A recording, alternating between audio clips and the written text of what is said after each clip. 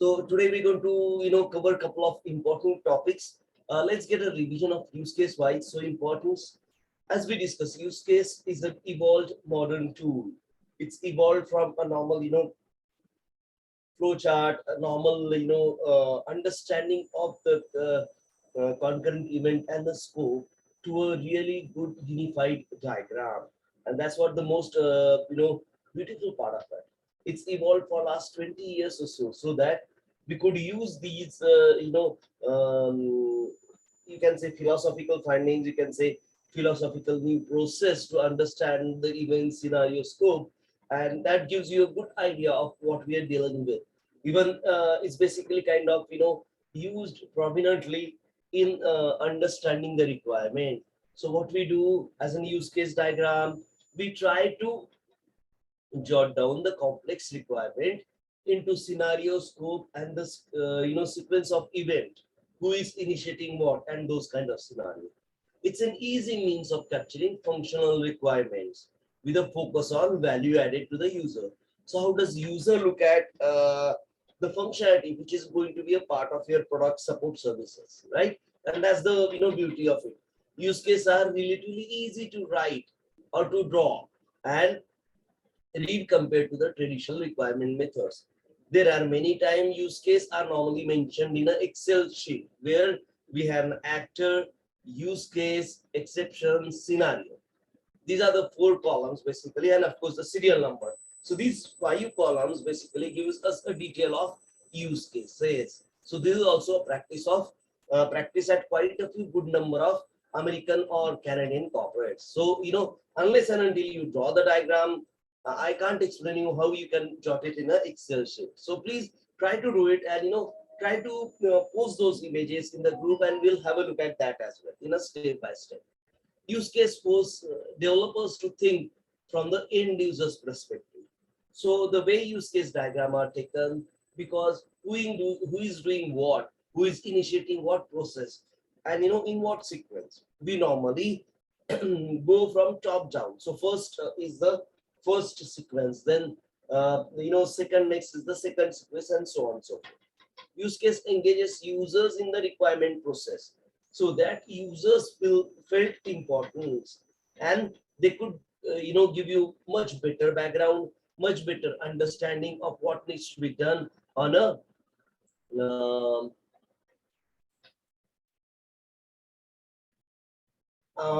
requirement level. Okay, chalo. So let's take a step further and move to understanding document traceability.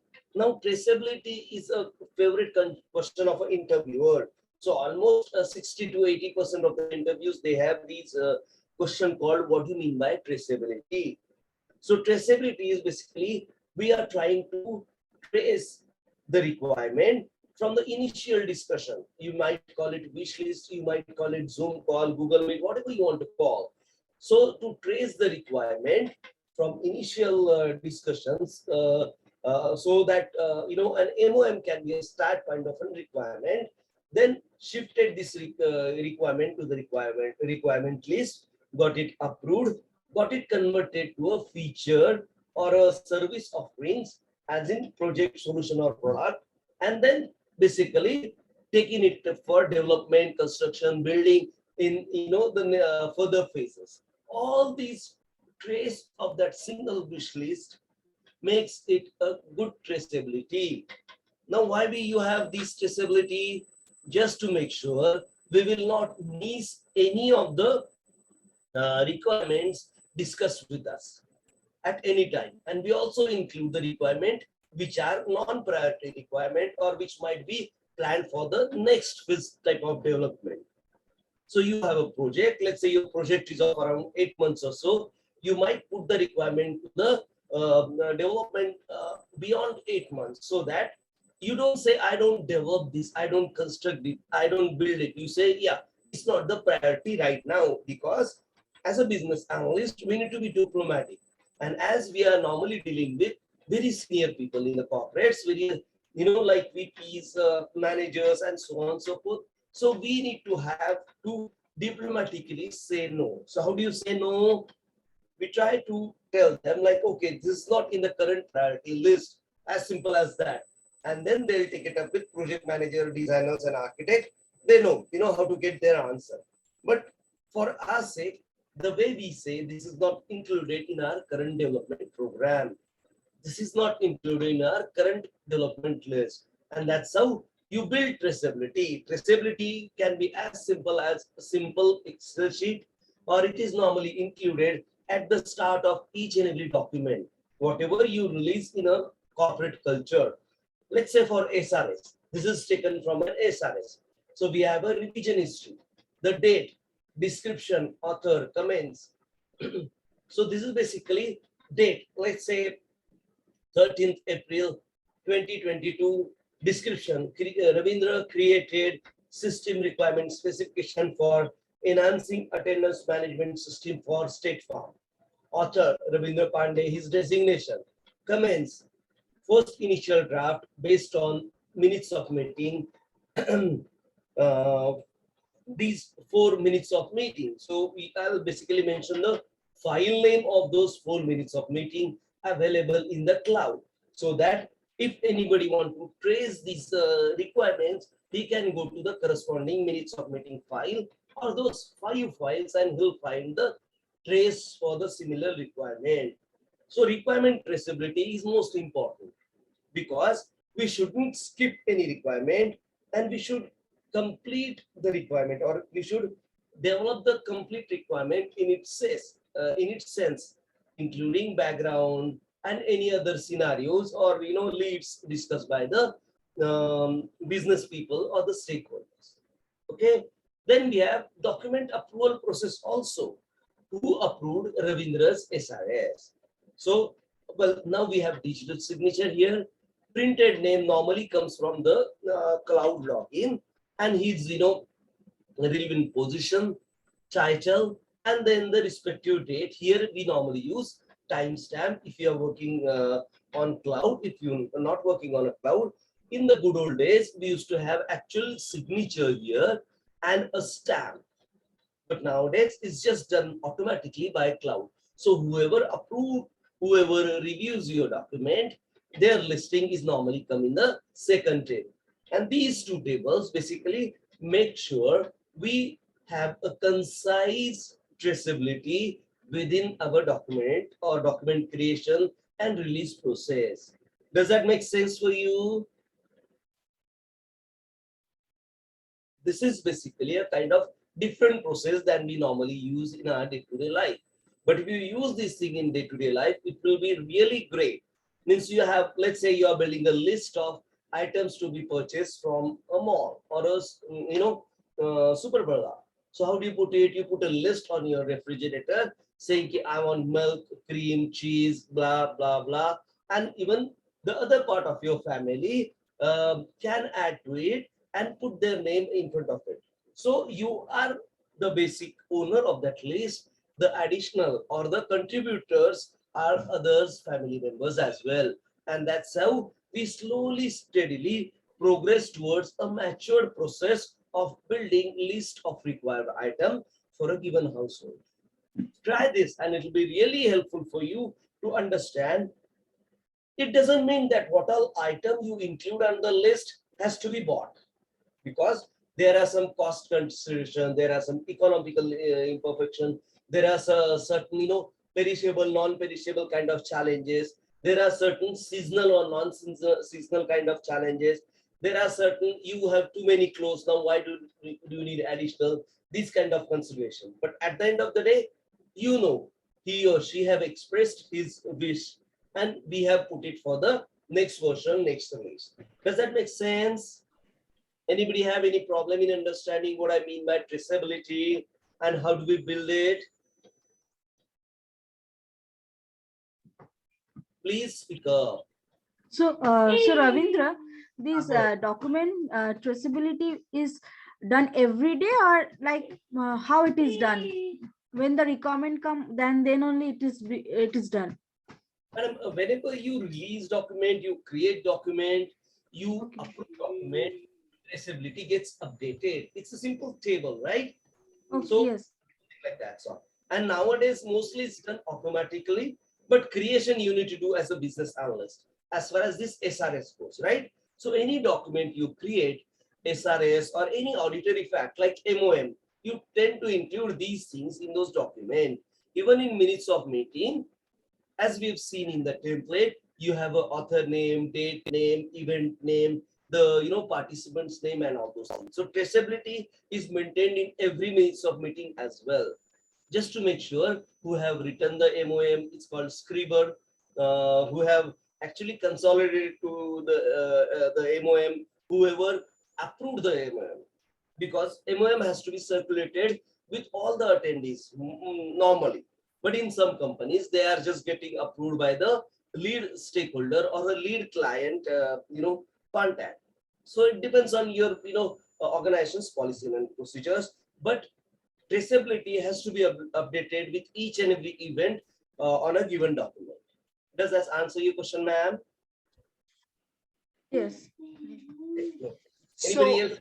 yeah, so Ravinder, this is Vandana. So in this document traceability, so we'll have what kind of documents like artifacts, we'll have minutes of meetings. So in case, so if we have those interviews with the stakeholders, all those documents, right? Yeah, Survey questionnaires, right?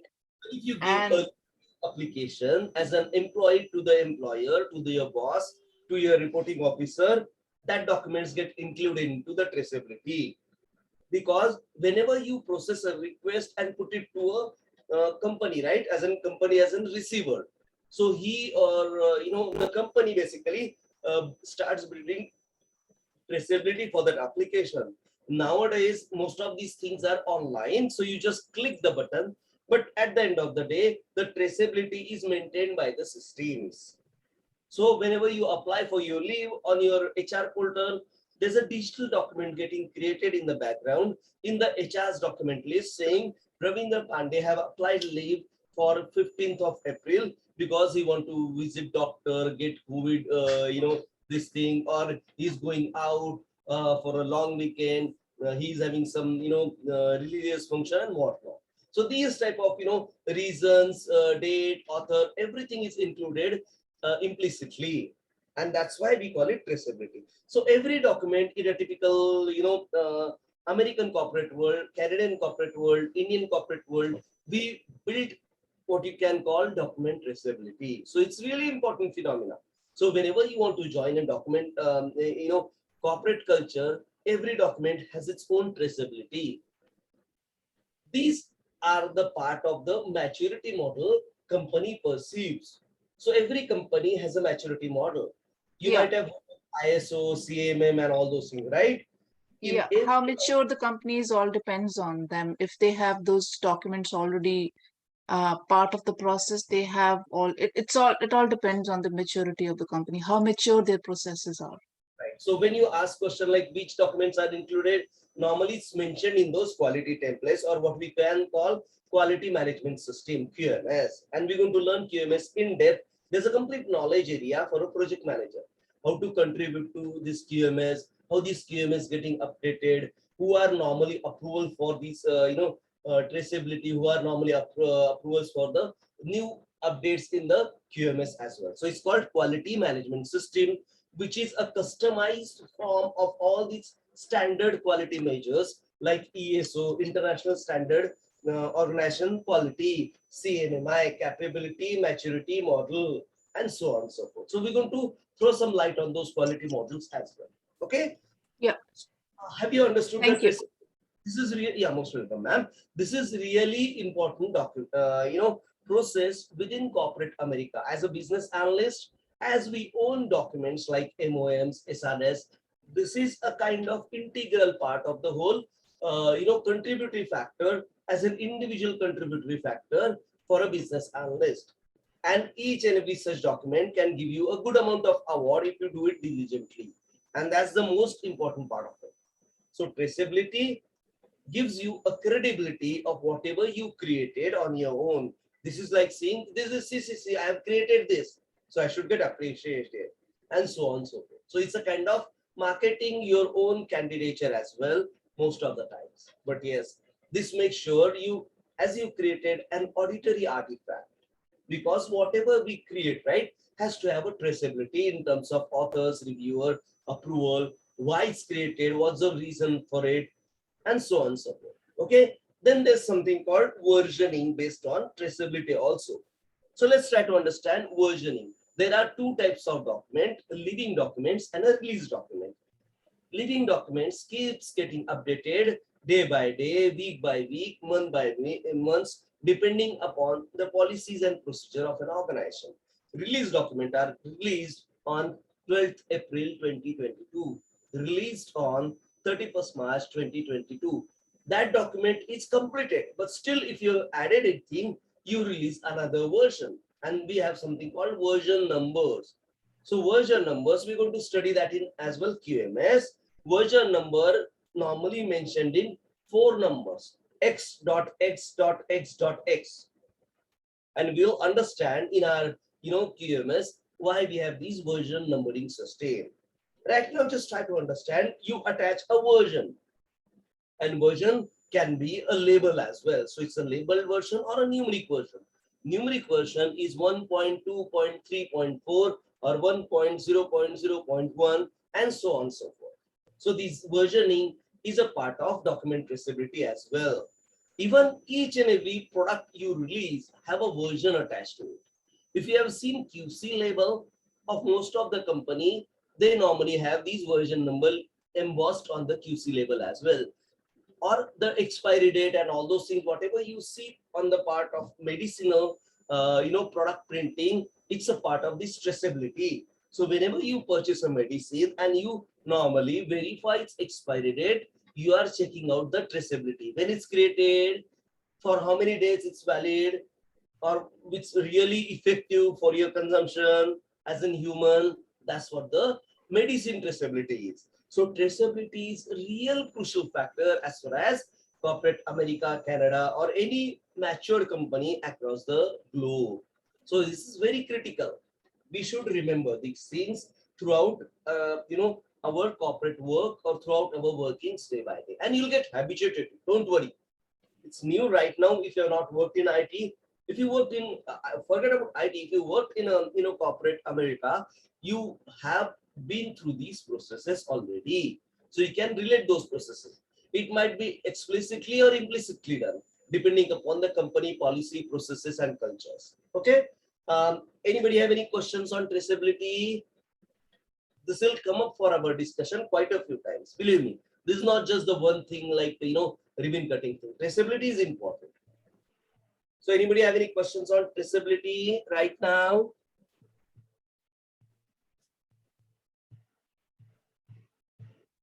Okay, let's move on. I would really prefer to somebody answer, okay, fine, let's go ahead and kind of scenario, so that I can proceed. Because or should we turn on our cameras? I could see your what I can say, head moving in yes or no, those kind of scenario. What do you prefer? Should we turn on our cameras? No, I think we should answer. It's our bad actually that we don't answer. I think I'm sorry for that. We should answer. Sorry, ma'am. Yeah, we are good. You are good, I mean, I'm good. okay. Anybody have any question? Please speak up and please clear your doubts so that we can move on. You can have a look at this recording whenever you want. But as we are doing this live, it's better to respond. It's better to ask questions. Okay. Don't worry about the schedule and everything. I'll make sure we are good on that part. Okay. So we've seen document traceability. Now the fun begins. Now let's try to understand Excel. Excel for business analyst. Have you used Excel? Who have not used Excel till now? Can somebody tell me if they have not used Excel? Okay, who have used Excel before?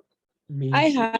I have. We have. I think everyone has. Everyone, yes. Okay. That's what I was looking for, because this gives you a good confidence. Okay, why we use Excel? I mean, but everyone may be to a different level, right?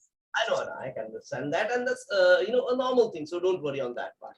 But as far as Excel for business analysts, see, there are certain tools which are really used by many individuals on a daily basis, but they don't feel like it's important.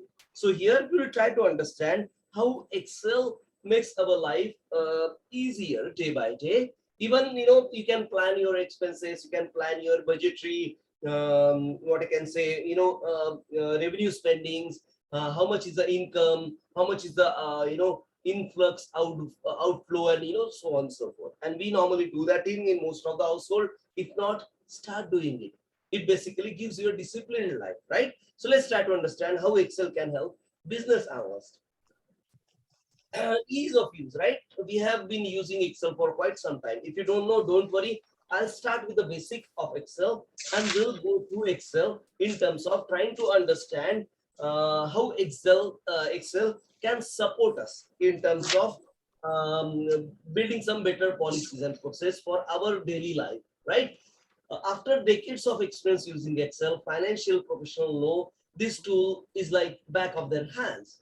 Most of the financials, most of the even analysts for that matters, they use Excel day in day out. Most of the managers also use Excel day in day out. Asking them to drop it and adopt a new one is a tall order. It's really difficult to change, right? Human always resist change. Yes.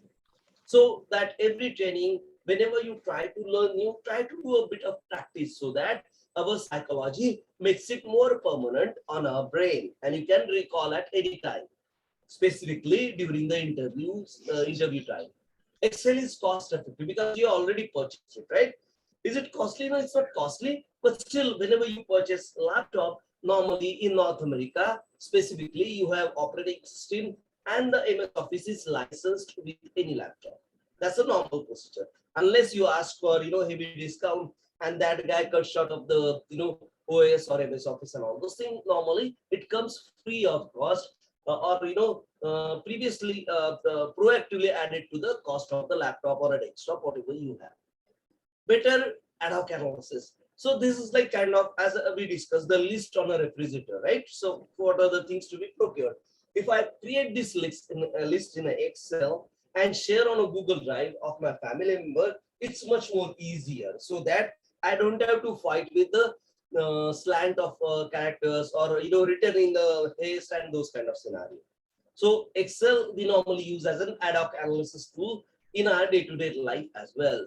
When it comes to ad hoc analysis, few tools match effectiveness of Excel. Yes, Excel is really great mature tool. Excel has data visualization capabilities as well, and we're going to learn that thing in next slide.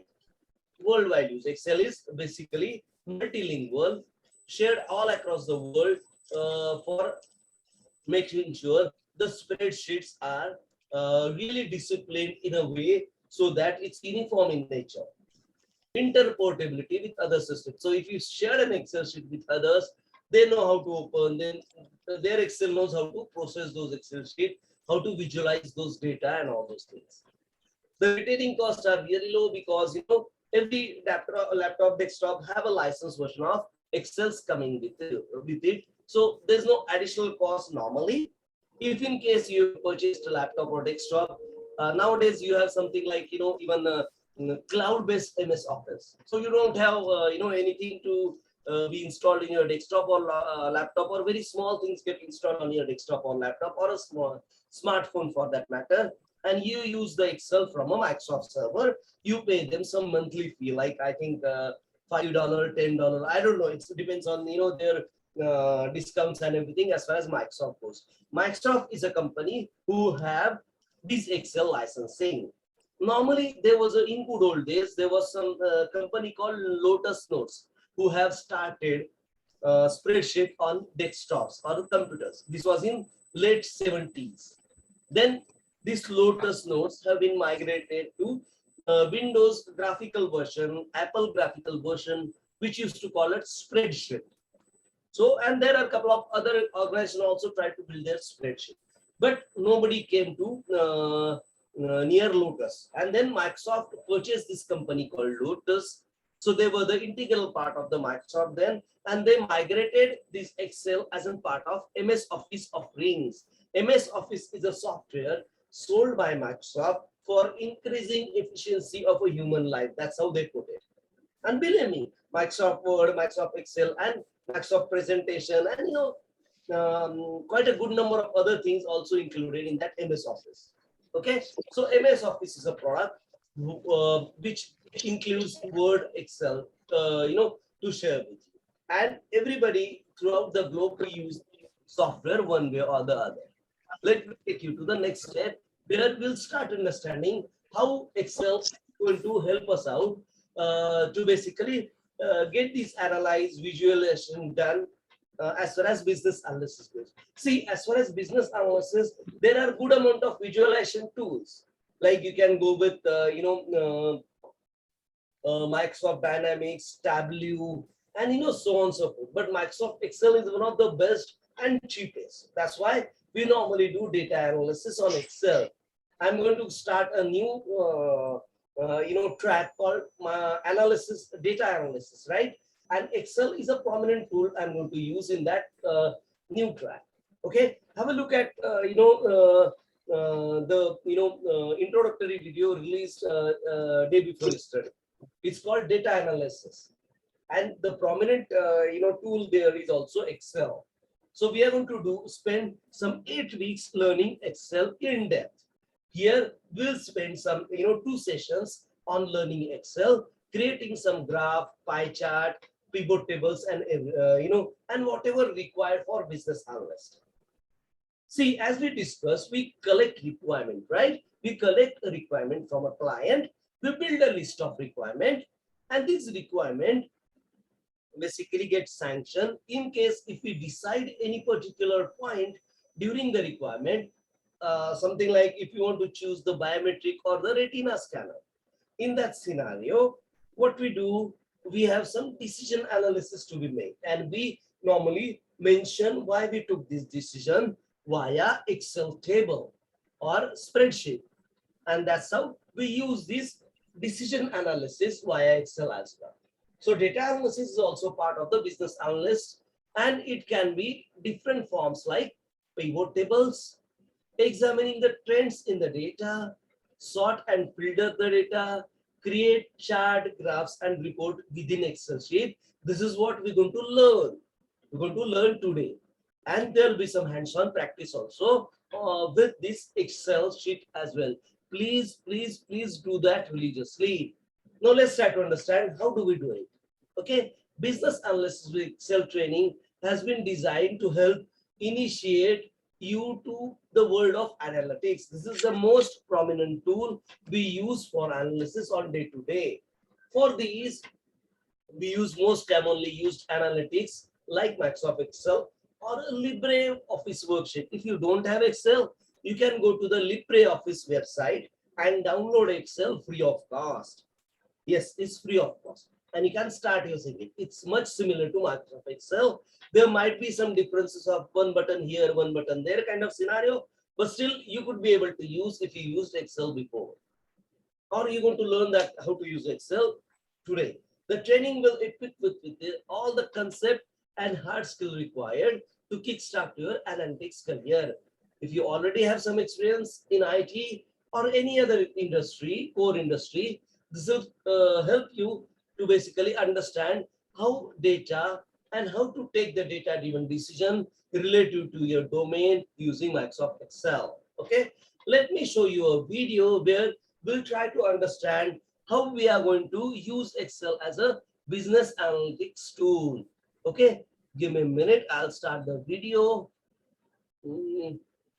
It's a small video. Let me share that with you, and then we'll take a question after that. Okay.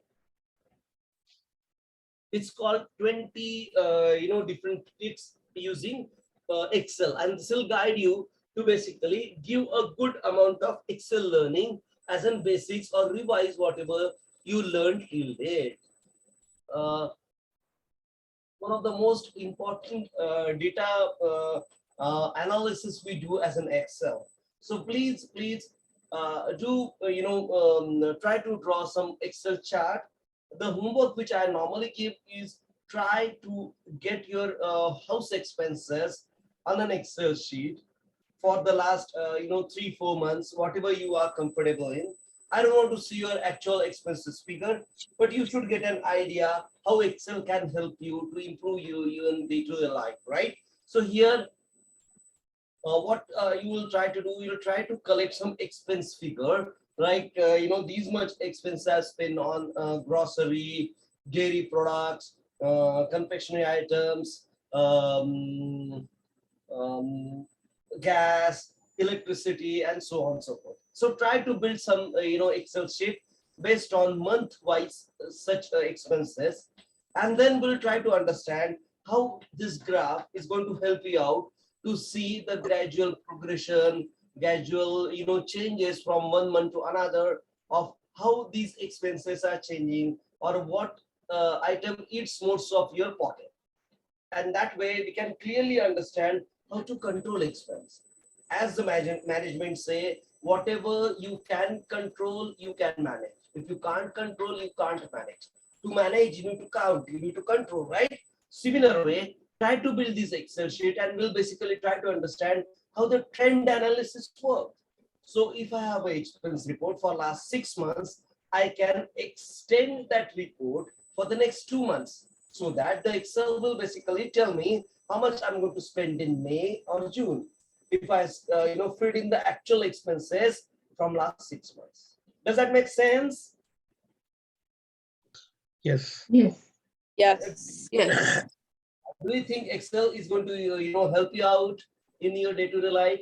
Unless we try, we couldn't know, right? So just give it a try. It'll take hardly 10-15 minutes of your time, not more than that. And once you do it, it's really easy. You just click, click, click. You can also use the chart we already created with different data as well.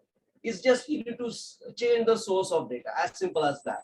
And the chart and graph will be updated for you. And we need to include these, charts and graph for all data decision we take. Like we considered in our example, if you want to go for a biometric or ID scanner, this includes the cost, the region, the use of users, the challenges of environment, challenges of temperatures as well. So there are quite a few factors at play here, right? So how do you do a uniform understanding of how these factors are affecting our decision, or what makes our decision more prominent with all these factors into consideration? We normally show it in our charts or graphs. Okay, so that's why we use this Excel chart extensively in our business analyst. Normal SRS contains at least 2 or 3 charts, because there are some decisions, auditory artifacts need to be presented by us to the group of individuals who are going to take the project knowledge from us and start the construction, building, and all the other things. Okay, so that's why Excel is really important for us. Now, pivot tables. Now again, as I told you, pivot tables is more geeky, more difficult. Okay, but in some time we might have to do pivot tables. Treat this as a refresher course, and whenever if there is a problem on job or during interview, I'll help you out.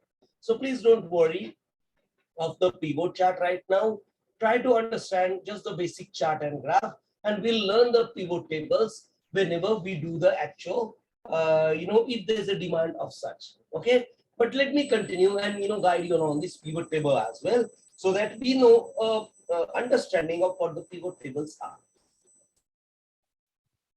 I'll play a video to you where we'll understand how the pivot tables are drawn, and I believe one of that video also showed you earlier.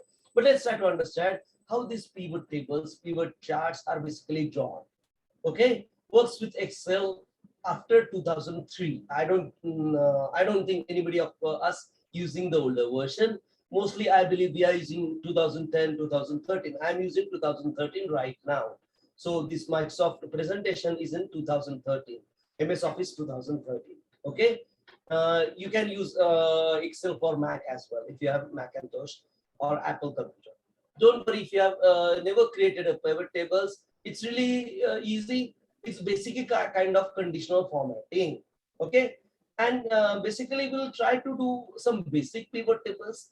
There are some pivot tables at an advanced level also. Okay, so let's start low and shallow, where we'll understand how these pivot tables are being developed. Okay, let me pause this recording. Give me a minute, and I'll analysis. So this pivot tables, charts, graphs do same thing to us. They let us present our data or the decision based on the data for the knowledge transfer or for the bigger bosses within our organization to make sure whatever we analyze, whatever we study is in line with whatever we have, been doing for last couple of weeks, right? The requirement gathering part of it, the decision we've taken on behalf of business part of it, and so on and so forth. So Excel is a really important part of a business analyst, and we use it almost day-to-day basis. Even if you're not business analyst, if you're a project manager, if you're a even housewife, you should use Excel. You should use Excel to make your life disciplined. Believe me, it'll give you an edge over others, and you can really improve your life for the better part of it.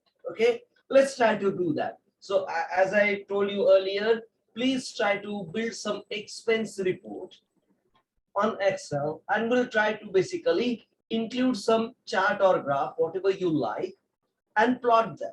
And let's have those things, shown to us in our next session. Okay, we'll stop here. We are stopping early. In our next session, that on 5th, that on 14th Thursday, 9 p.m. EST, we'll have a look at these Excel sheet.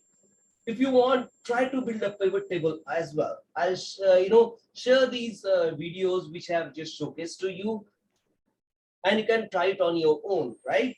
And with that, we basically start creating visualizer report in our analysis, and that's the best part of it, right? So we are just getting onto the tools with business analysis, which are going to help us to do better business analysis, and we are going to use these tools in our project management as well. Anybody have any question for me at this moment? No. No. Go ahead, go ahead. Don't be a shy person. Keep asking questions. No questions? No Great. questions. Sure. So let me stop here. So, Yeah, go ahead, please. so did we discuss the use case in the beginning? I joined 5 minutes late. Yeah, we discussed. Do you want to present yours?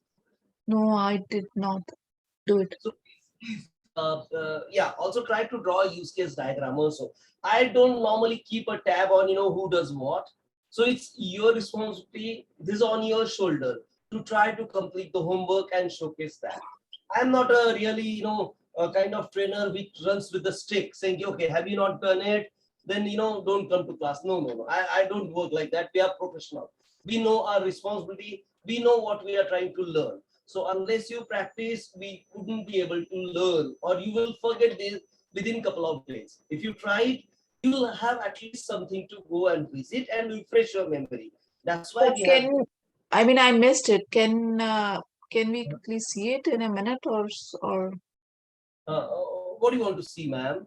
the use cases that for the coffee thing?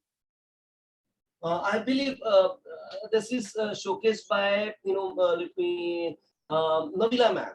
And, Nabila ma'am have done it. Nabila ma'am, do you want me to show to the, to everybody the use I case? don't mind. Just don't judge me because it's very messy. So please don't judge me. It's not judging. What we are trying to do basically, give a kind of, what I'll say, give a good encouragement to everybody else. That's what I'll say. See, No, that's fine. You can show it. I don't mind. sure. Okay. So let me showcase that, please, and as ma'am clearly said, let's not judge it. She have just started. I believe she spent some 5-10 minutes to prepare use case for making coffee. It's good in its crux. Well, it don't have the flora and fauna of, the tool and everything. But could you see the use case, created by Nabila ma'am? Yeah. It's simple pen and paper use case. The actor is me. I've started doing coffee in the morning. So I prepared the machine, which includes the machine needs water. So I have to add water. Add those coffee grounds. You have to add those coffee grounds to your, that thing on top, the cup on top, and then grab a cup, give it a minute or two, and it start basically dispensing coffee with some, intimation like beep and all. If you want, add a creamer or milk to your cup, get the coffee within the machine, turn off the machine, and put the cup under dispenser or dishwasher, and so on and so forth. Okay, sorry. I think I have messed up with the sequence. Grab a cup, pour the milk or creamer if you want, put the cup on the machine, turn on the machine, and put the cup under the dispenser, so that the machine will give you the coffee, in a cup. And the coffee pours into the cup. You can take it for drinking, and you can add the additional use cases as well. Does that make sense? This one is actually using the machine, so but it can be, we can do it on the gas also, right? Anything, right? Basically. This See, is pretty because good actually. unless you try, you don't know, right? So that's why we have these homeworks. But if you don't do it, I'm not going to be behind you to do it kind of scenario. That's your responsibility to learn. My responsibility is to deliver training. That's I'm completing. And if you have any confusion, please do ask. I'll help you with all my might to make sure you understand what I'm teaching. But unless if you run away from your homework, that's on your shoulder. I really don't have time and efforts to basically keep running behind you. So again, this is for the next sessions as well. Project management, if you miss a homework, you might not be able to do that on later on, because those are really complex homeworks. These are simple homeworks. That's why we have these homeworks shared with you. This might take a couple of minutes only, like this drawing, right? Including thinking, you don't require anything above 15 minutes. So please try to do this simple homework. Try to build Excel home expense sheet, okay? Because that'll give you an idea how to use Excel. So whenever you're on job, the life will be much, much, much easier. You have to just click, and get it done. Same with use case. If you know how to draw with pen and paper, you can use all the tools in the world. Only you need to know where to find that button, and how to click on any menu. As simple as that. So please try to complete your homework and try to share with others as well, because they also know, oh yeah, at least she have tried. And believe me, there's nothing called failure here. We are learning, right? So it might be some nitty-gritties here and there, which might have skipped and all those things. It's a part of life, right? And we are learning, so don't feel bad about it. But please be encouraged to do your homework. Unless you do it, it'll be really difficult to understand this nitty-gritty of how we're going to be a business analyst, project manager, product owner, or how we're going to use the Scaled Agile. Okay, so my humble request, please try to do these homeworks. Spend some couple of minutes. It's not going to take more than that, right? And these are very simple homeworks. Does that make sense to you all? Yes. Yeah. So please, my humble request, do it, ma'am. And sir, I'll not be behind you. And check every time whatever I've given it to you, have you done it or not? It's your responsibility to showcase this thing. And believe me, again, even if there's a wrong, don't feel bad about it. Unless you try, you won't learn, right? And that's the thing. Whatever we listen, it's hardly, our mind can't grasp around 30% of it. But if you try, our mind can grasp around 80% of it. That's a psychology. Okay? So please, my humble request, try these things. And we'll do practice couple of more times. So you basically reach to a level of 95, 99% of these learnings. Chalo, let me stop here. It's almost 10 o'clock. So please enjoy your evening, night, and let's meet after day after tomorrow at 9 p.m. EST. Okay? Thanks a lot for your help. Thank Have you, a sir. Bye-bye. Take care. Good night. And Good night, if you feel everyone. bad about my speaking, that's the way I am. So I'll say sorry if I use any harsh word on you. Please pardon me for that. We are all equals. There's no bigger or smaller person here. We are all equal, and we are trying to learn some professional things. As simple as that. Okay, my apologies if you feel otherwise. Not at all, sir. Not at all. Have a good night, and let's meet day after tomorrow at 9 p.m. Okay, thank you so much. Have a good day. Have a good night.